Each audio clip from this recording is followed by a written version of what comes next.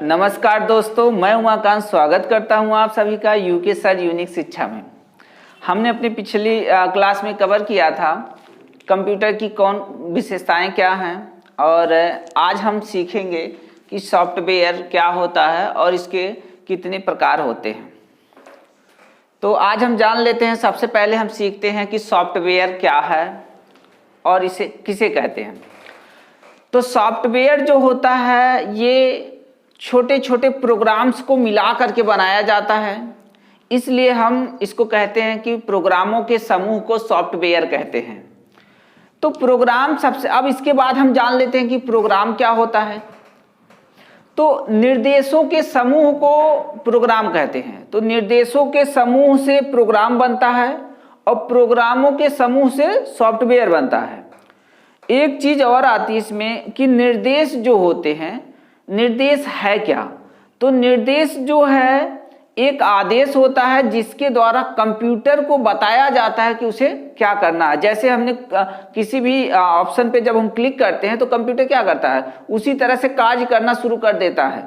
जैसे मान लीजिए अगर हम पेंट चला रहे हैं और पेंट में हमने पेंसिल पर क्लिक कर दिया तो क्या होगा, फिर इसके बाद हम पेंसिल को जैसे जैसे ड्रैग करेंगे वैसे वैसे वो चलना शुरू कर देगा। तो इस तरह से क्या हुआ कि उसमें एक निर्देश लगाया गया है कि इसमें ऐसे पेंसिल से ऐसे चलाना है, इरेजर से ऐसे मिटाना है। तो उसमें एक निर्देश लगाए गए हैं, सब में एक एक निर्देश लगा हुआ है। तो अब जो है उन्हीं निर्देशों से मिला के एक प्रोग्राम बनाया गया और बहुत सारे जो है प्रोग्रामों से मिला करके जो है सॉफ्टवेयर तैयार किया गया। अब यहाँ हम सीखते हैं कि सॉफ्टवेयर के जो प्रकार सीखते हैं। तो देखिए सॉफ्टवेयर के कौन कौन से प्रकार होते हैं। मुख्य रूप से सॉफ्टवेयर दो प्रकार के होते हैं। सबसे पहला जो है वो होता है सिस्टम सॉफ्टवेयर,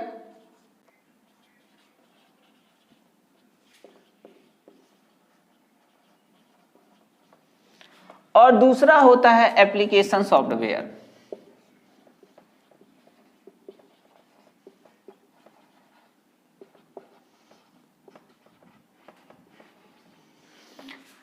सिस्टम सॉफ्टवेयर वह सॉफ्टवेयर होते हैं जो कंप्यूटर मशीन को चलाने के लिए प्रयोग किए जाते हैं। यानी कि एक कंप्यूटर हमारा क्या है, एक निर्जीव है। अब उस निर्जीव को सजीव जैसा व्यवहार करने के लिए कौन प्रेरित करता है? System software. यानी कि कंप्यूटर मशीन को चलाने के लिए जिस सॉफ्टवेयर का प्रयोग करते हैं वह सिस्टम सॉफ्टवेयर कहलाता है। दूसरा नंबर आता है हमारा एप्लीकेशन सॉफ्टवेयर। जैसे कि आप फोन में ऐप यूज करते हैं तो उस ऐप को हम जो है एप्लीकेशन कहते हैं, उसका पूरा नाम एप्लीकेशन है। तो इस तरह से ऐप एप्लीकेशन सॉफ्टवेयर हम देख लेते हैं। तो यूजर अपनी आवश्यकता अनुसार, उसको जिस तरह की आवश्यकता होती है वो उस तरह का जो एप्लीकेशंस यूज करता है। जैसे कि अगर आपको कोई फाइल शेयर करना है तो आप क्या करोगे, शेयर इट, या और बहुत सारे शेयर मी, ऐसे बहुत सारे सॉफ्टवेयर्स आते हैं या हम कह सकते हैं प्रोग्राम्स आते हैं, उनका हम यूज करते हैं। अगर आपको जो है चैटिंग करना है तो व्हाट्सएप जैसे जो है सॉफ्टवेयर का या हम प्रोग्राम्स का यूज करते हैं। तो इस तरह से हमको जिस तरह के सॉफ्टवेयर की ज़रूरत होती है या जिस तरह के एप्लीकेशंस की ज़रूरत होती है उस तरह का एप्लीकेशंस हम यूज़ करते हैं। मान लीजिए हमको जो है अकाउंटिंग का काम करना है तो हम टैली जैसे या एक्सेल पे हम जो है अकाउंटिंग का काम करते हैं, तो वो हमारा जो है अकाउंटिंग का जो है प्रोग्राम्स हुआ। अब इस तरह से हम इसमें जानेंगे कि जो है कौन कौन से प्रोग्राम्स होते हैं जो कि एप्लीकेशंस के अंतर्गत पाए जाते हैं। तो ये होता है कि यूजर के जिस पे यूज करता है, यूजर जो है अपनी आवश्यकताओं की पूर्ति के लिए जो सॉफ्टवेयर का प्रयोग करता है वो एप्लीकेशन सॉफ्टवेयर है। अब इसके बाद हम आ जाते हैं सिस्टम सॉफ्टवेयर में। तो देख लीजिए कि सिस्टम सॉफ्टवेयर कौन कौन से सॉफ्टवेयर होते हैं। तो इसमें जो है नंबर 1 OS आता है जिसको हम ऑपरेटिंग सिस्टम कहते हैं।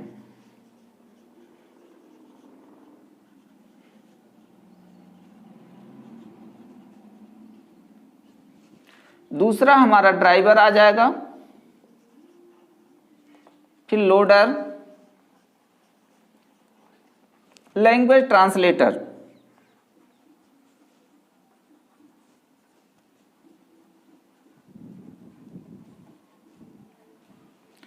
ये हमारे जो है सिस्टम सॉफ्टवेयर हैं।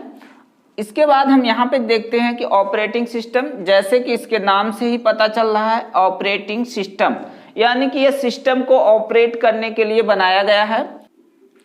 हाँ, एक एग्जाम्पल की मदद से इसको हम सीख लेते हैं कि ऑपरेटिंग सिस्टम क्या होता है। जिस तरह से हमारे शरीर में प्राण होता है, अब वो प्राण की मदद से हम क्या करते हैं, बोलते हैं, चलते हैं, सांस लेते हैं, देखते हैं, तो हमारा जो है जितना भी ये काम हो रहा है ये क्या है, प्राण की सहायता से हो रहा है।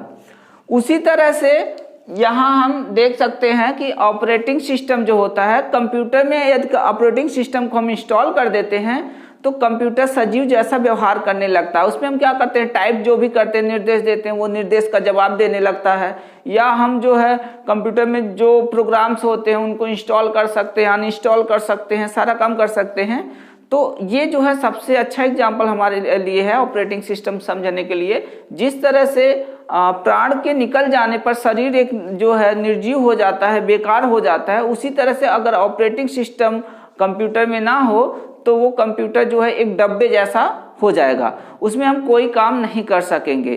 तो ये जो है इसका जो हम कह सकते हैं पहला प्राइमरी सॉफ्टवेयर है जो है ऑपरेटिंग सिस्टम। और ये हम इसका जो है परिभाषा भी हम समझ लेते हैं कि ऑपरेटिंग सिस्टम किसको कहते हैं। ऑपरेटिंग सिस्टम एक सिस्टम सॉफ्टवेयर है जो यूजर और मशीन के बीच एक इंटरफेस प्रोवाइड करता है। तो हमें ये पता चला कि ऑपरेटिंग सिस्टम करता क्या है, यानी कि एक निर्जीव हार्डवेयर से जुड़ने के लिए हम क्या करते हैं, ऑपरेटिंग सिस्टम का प्रयोग करते हैं। तो जब ऑपरेटिंग सिस्टम कंप्यूटर में पड़ जाता है तो कंप्यूटर हमारा यूजफुल हो जाता है। अब इसके बाद दूसरी चीज हम जानते हैं ड्राइवर को, कि ड्राइवर क्या है। तो ड्राइवर क्या मतलब ये होता है, जैसे हम क्या करते हैं कि कोई भी अलग से जब डिवाइस कंप्यूटर में जोड़ते हैं तो जो डिवाइस का ड्राइवर पहले से कंप्यूटर के अंदर होता है तो वो डिवाइस एक्सेप्ट हो जाती है, और जिस डिवाइस का ड्राइवर नहीं होता वो डिवाइस नहीं एक्सेप्ट होती है। जैसे अगर प्रिंटर को हमें पहली बार कंप्यूटर से कनेक्ट करना हो तो वो कंप्यूटर क्या करता है, वो काम नहीं करेगा। क्यों काम नहीं करेगा? क्योंकि कंप्यूटर से उसका कोई परिचय नहीं है। जैसे मान लीजिए कोई अनजान व्यक्ति आया, हम उसके बारे में कैसे जान सकते हैं, जब तक कि हमें कोई तीसरा व्यक्ति उसके बारे में जानकारी ना दे। जब उसकी जानकारी हमारे पास हो जाती है तो क्या होता है कि अब हम उसको जानने लगते हैं। जैसे भी किसी भी व्यक्ति की अगर जानकारी हम हो जाती है तो हम क्या करते हैं, हम उसको जानने लगते हैं कि हाँ ये यहाँ का है, इनके पिता का नाम ये है, ये इस गांव के रहने वाले हैं, तो सारी सूचना हमारे पास हो जाती है। तो उसी तरह से कंप्यूटर में जब प्रिंटर को हमें इंस्टॉल करना होता है तो सबसे पहले हम क्या करते हैं, एक सीडी होती है जिसमें प्रिंटर की सारी सूचनाएं होती है। उस सीडी को हम क्या करते हैं, हम अपने कंप्यूटर में लगाते हैं और उसकी सूचना को कंप्यूटर में उतार देते हैं या उसमें इंस्टॉल कर देते हैं। तो इंस्टॉल कर देने से होता क्या है, हमारा जो कंप्यूटर है अब प्रिंटर को समझने लगता है। तो वो जो हम सूचना प्रिंटर की जो सूचना हमने कंप्यूटर में उतारा वो हमारा कहलाता है ड्राइवर। वही ड्राइवर होता है। जैसे अगर हमारे कंप्यूटर में इंटरनेट कनेक्ट नहीं कर रहा है वाईफाई के माध्यम से, तो हम क्या करते हैं, एक जो है उसका ड्राइवर इंस्टॉल करते हैं। तो जब हमारा ड्राइवर हमारे कंप्यूटर में इंस्टॉल हो जाता है तो हमारा कंप्यूटर वाईफाई से कनेक्ट होने लगता है। इस तरह से अब बात आती है लोडर की। ये लोडर क्या है? तो लोडर भी एक सिस्टम सॉफ्टवेयर है जो किसी भी फाइल को, किसी भी प्रकार की अलग अलग प्रकार की फाइलें होती हैं और उस फाइल के फॉर्मेट को लोड करने के लिए कंप्यूटर में इंस्टॉल किया जाता है। तो जैसे कभी कभी ऐसा होता है कि जिसके कंप्यूटर में जो है मान लीजिए पीडीएफ वगैरह नहीं होते हैं तो उसके कंप्यूटर में पीडीएफ नहीं खुलता है, नहीं लोड होता है। तो इस तरह से जो है अगर हमने उस पीडीएफ का जो फॉर्मेट होता है वो हम अपने कंप्यूटर में इंस्टॉल कर ले रहे हैं, तब वो हमारा पीडीएफ क्या करते हैं, खुलने लगता है। तो इस तरह से लोडर क्या होता है, किसी भी फाइल या हम कह सकते हैं कोई मेमोरी से कोई डेटा लोड करने के लिए जो है इसका प्रयोग किया जाता है। अब नेक्स्ट जानते हैं हम लैंग्वेज ट्रांसलेटर। तो लैंग्वेज ट्रांसलेटर जान लेते हैं होता क्या है। इसको हिंदी में कहते हैं भाषा अनुवादक। तो कंप्यूटर में जो है भाषा, अब हम सीखते हैं अनुवादक के बारे में सीखते हैं। तो यहाँ पर इसको जो है हम जान लेते हैं कि ये भाषा क्या होती है और अनुवादक क्या होते हैं। तो कंप्यूटर की भाषा देखिए, तो कंप्यूटर की भाषा क्या होती है, तो कंप्यूटर में कई भाषाएं होती हैं। तो सबसे पहला जो है उसको हम मशीन भाषा कहते हैं। सबसे पहली भाषा कौन है, मशीन भाषा। मशीन भाषा, अब ये मशीन भाषा जो है भाषा, तो अब ये मशीन भाषा को हम 0-1 कहते हैं, क्योंकि ये मशीन स्तर पे काम करता है। 0-1, ये 0-1 जो हमारा कौन सा भाषा है, मशीन भाषा। इसे हम, ये 2 है 0 और 1, इसलिए इसको हम बाइनरी भाषा भी कहते हैं। बाइनरी,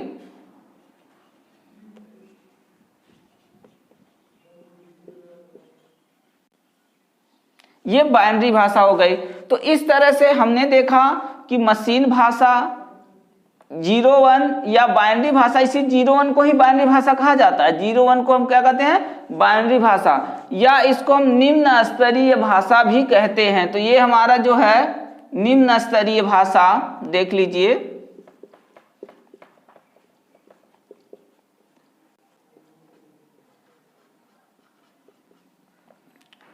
निम्न स्तरीय भाषा ये होती है। तो इस तरह से हमने देखा कि पहली भाषा जो थी हमारी मशीन भाषा थी, या हम कह सकते हैं बाइनरी भाषा या निम्न स्तरीय भाषा। अब हमारी दूसरी भाषा आ जाती है। तो दूसरी भाषा जो होती है इसको हम कहते हैं असेंबली भाषा। असेंबली भाषा, और ये असेंबली भाषा को हम मध्य स्तरीय भाषा कहते हैं, या आदेश की भाषा भी कहा जाता है। इसको आदेश की भाषा भी कहते हैं, आदेश की भाषा या मध्य स्तरीय भाषा।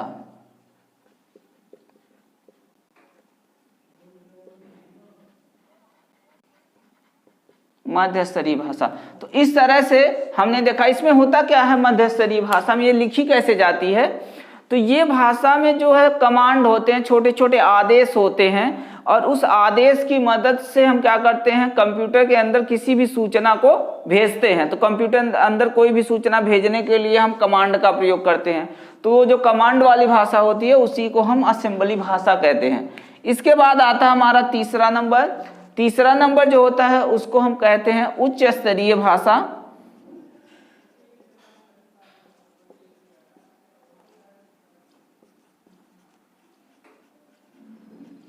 उच्च स्तरीय भाषा, तो ये उच्च स्तरीय भाषा देख लेते हैं क्या होता है। तो ये इसमें बहुत तरह की उच्च स्तरीय भाषाएं होती हैं, जैसे कि हमारा बेसिक हो गया, सी हो गया एंड C++ हो गया, जावा हो गया, कोबोल हो गया,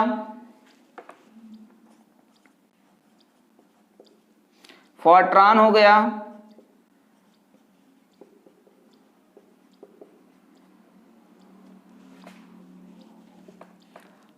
PHP हो गया,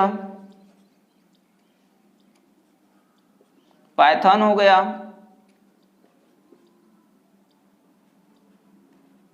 तो ये सब क्या है, ये सब जो है हमारा उच्च स्तरीय भाषा है। आज के समय में जो है ये उच्च स्तरीय भाषा जो है, किस भाषा में इसके कोड लिखे जाते हैं, अंग्रेजी भाषा में। तो उच्च स्तरीय भाषा के जो कोड लिखे जाते हैं वो अंग्रेजी भाषा में लिखे जाते हैं। तो हमने यहाँ पर देखा कि उच्च स्तरीय भाषा जो है कौन कौन सी भाषाएं होती है, जैसे basic, beginner, all purpose symbolic instruction code, इसका पूरा नाम है beginner all purpose symbolic instruction code. और ये C और C++ है, जो जिसमें जो है इसको डेनिस रिची ने तैयार किया था। तो ये जो है इसमें हम जो प्रोग्राम वगैरह हम तैयार करते हैं। इसके बाद जो हमारा आता है जावा, तो जावा में भी जो है बनाए जाते हैं, जैसे डिजाइनिंग वगैरह की जाती है, वेब डिजाइनिंग के लिए ज़्यादातर प्रयोग किया जाता है। इसके बाद आता हमारा COBOL, common oriented business language. तो हमारा जो है ये हमारा कोबोल हो गया। इसके बाद फॉर्ट्रान आता है, फार्मूला ट्रांसलेशन। तो इस तरह से जो है बहुत सारे हमारे पास जो है भाषाएं हैं, जैसे कि फॉर्ट्रान जो वैज्ञानिक लोग यूज़ करते हैं। तो PHP हो गया। तो आज के समय में ज़्यादातर जो वेबसाइट वगैरह बनाए जा रहे हैं, सॉफ्टवेयर तैयार किया जा रहा है, वो PHP और पाइथन वगैरह में तैयार किया जा रहा है। तो इस तरह से हमारे पास हो गई 3 भाषाएं हैं। पहली हमने बताया कि मशीन भाषा, दूसरी असेंबली भाषा और तीसरी उच्च स्तरीय भाषा। तो इस तरह से हम ऐसे भी जान सकते हैं कि निम्न स्तरीय भाषा, मध्य स्तरीय भाषा और उच्च स्तरीय भाषा, तो 3 भाषाएं होती हैं। अब हम अनुवादक के बारे में जान लेते हैं कि अनुवादक कौन कौन से होते हैं। तो अनुवादक हमारे पास भी 3 अनुवादक भी होते हैं। पहला जो है इंटरप्रेटर हो गया,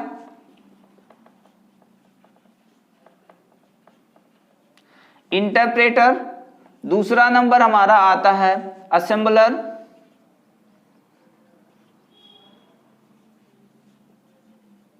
और तीसरा नंबर हमारा आता है कंपाइलर। तो इस तरह से हमारे पास जो है 3 अनुवादक हैं। तो अनुवादक का काम क्या होता है, जैसे कि आप लोग जानते होंगे कंप्यूटर जो है 0-1 की भाषा समझता है, वो सिर्फ 0 और 1 जानता है। कोई भी हमको सूचना अगर हमको देनी है तो हम क्या करते हैं, अंग्रेजी भाषा में उस सूचना को लिखते हैं या हिंदी भाषा में लिखते हैं। तो अब वो क्या करता है कि उस चीज को जो है वो कन्वर्ट कर लेता है, यानी कि ये जो हमारे पास जो है ट्रांसलेटर हैं, ये क्या करते हैं उसको कन्वर्ट कर देते हैं। तो कन्वर्ट किस में करते हैं, 0 और 1 में कन्वर्ट कर देते हैं। तो 0-1 में कंप्यूटर समझता है। तो कंप्यूटर की भाषा 0-1 है, और इसके बाद यूजर की जो भाषा होती है या प्रोग्रामर की जो भाषा होती है वो इंग्लिश होती है। तो मान लीजिए ये इंग्लिश है, ये इंग्लिश भाषा है, और ये जो है तीनों क्या काम करते हैं, ये तीनों कन्वर्ट करने का काम करते हैं किसमें, 0 और 1 में। तो ये 0-1 जो है मशीन भाषा हो गई या कंप्यूटर की भाषा हो गई। तो अंग्रेजी भाषा में लिखे गए प्रोग्राम को 0-1 में बदलना इन लोगों का काम होता है। तो इसमें देखिए 3 तरह के क्यों यूज किए जाते हैं।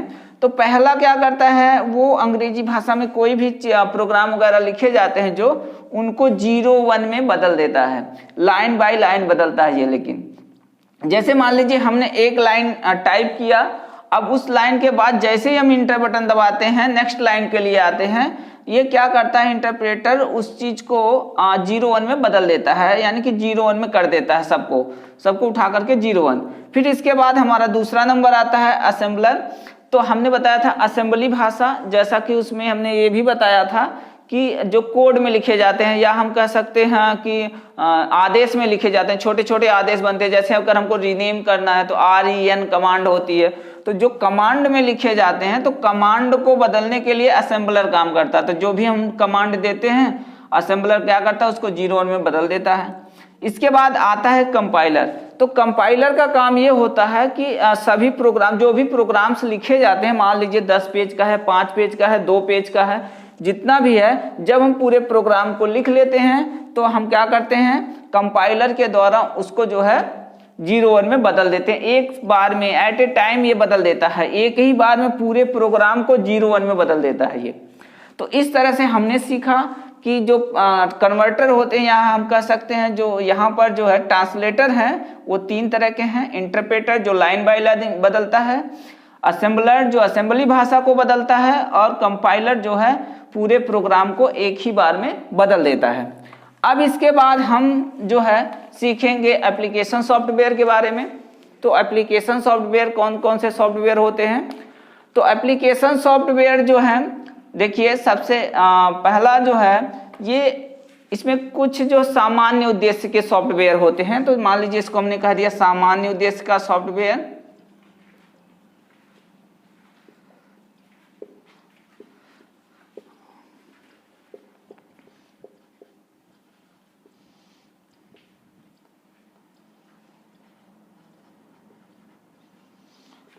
और दूसरा आता है विशिष्ट उद्देश्य का सॉफ्टवेयर।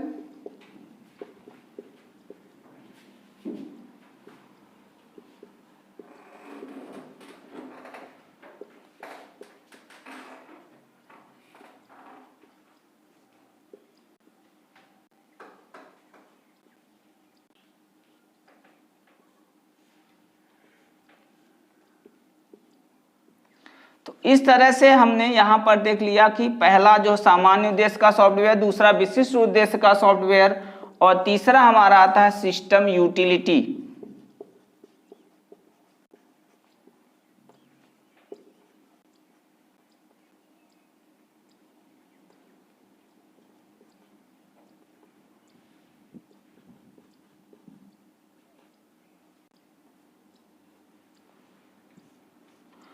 अब जो है इस सॉफ्टवेयर को हम देख लेते हैं कि कैसे ये काम करता है, कौन कौन सा होता है। जैसे सामान्य उद्देश्य का सॉफ्टवेयर, तो सामान्य उद्देश्य का सॉफ्टवेयर का अर्थ यही है कि जैसे कि मान लीजिए हम मीडिया प्लेयर अगर यूज कर रहे हैं तो मीडिया प्लेयर हमारा क्या है, एक सामान्य उद्देश्य का काम है। अगर मान लीजिए हम टाइपिंग का काम कर रहे हैं तो वो क्या हमारा एक सामान्य उद्देश्य का काम है। पेंटिंग कर रहे हैं तो वो क्या है, एक सामान्य उद्देश्य का जो काम है। तो इस तरह से जो सामान्य उद्देश्य के काम होते हैं उनके लिए जिस सॉफ्टवेयर का प्रयोग किया जाता है वो सामान्य उद्देश्य के सॉफ्टवेयर कहलाते हैं। और जो सॉफ्टवेयर विशिष्ट उद्देश्य के लिए काम करते हैं उनको हम कहते हैं विशिष्ट उद्देश्य का सॉफ्टवेयर। जैसे कि पेरोल सिस्टम हो गया, और हमारे जैसे मान लीजिए अमेज़ॉन देख लेते हैं, या फिर जो है फ्लिपकार्ट देख लेते हैं, या हम जो IRCTC का जो है सॉफ्टवेयर देख लेते हैं, बैंक का सॉफ्टवेयर है। तो ये सब क्या है, विशिष्ट सॉफ्टवेयर है। अगर एक दिन बंद हो जाए तो क्या होगा, बहुत हानि होगी, बहुत ज़्यादा जो है नुकसान होगा जनता का। तो इस तरह के जो सॉफ्टवेयर होते हैं वो क्या है, विशिष्ट उद्देश्य के सॉफ्टवेयर होते हैं।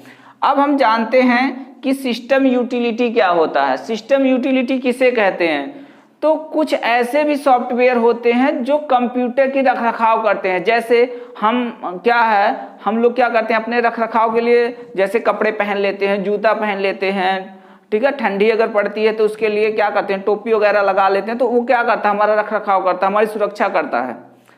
उसी तरह से यहाँ जो है, जो कंप्यूटर के रखरखाव के लिए सॉफ्टवेयर बनाए जाते हैं उन्हें हम क्या कहते हैं, सिस्टम यूटिलिटी कहते हैं। जैसे कि एंटीवायरस को हम ले लेते हैं, तो एंटीवायरस क्या है, किस प्रकार का सॉफ्टवेयर है, तो एंटीवायरस जो है वो जो है सिस्टम यूटिलिटी है। वो क्या काम करता है, जब कंप्यूटर में वायरस आ जाता है तो उससे बचने के लिए, वायरस से बचने के लिए, जैसे जब हमको कभी जुकाम सर्दी या बुखार हो जाता है तो हम लोग क्या करते हैं, हमारे अंदर कुछ वायरस आ जाते हैं, बहुत गलत वायरस आ जाते हैं।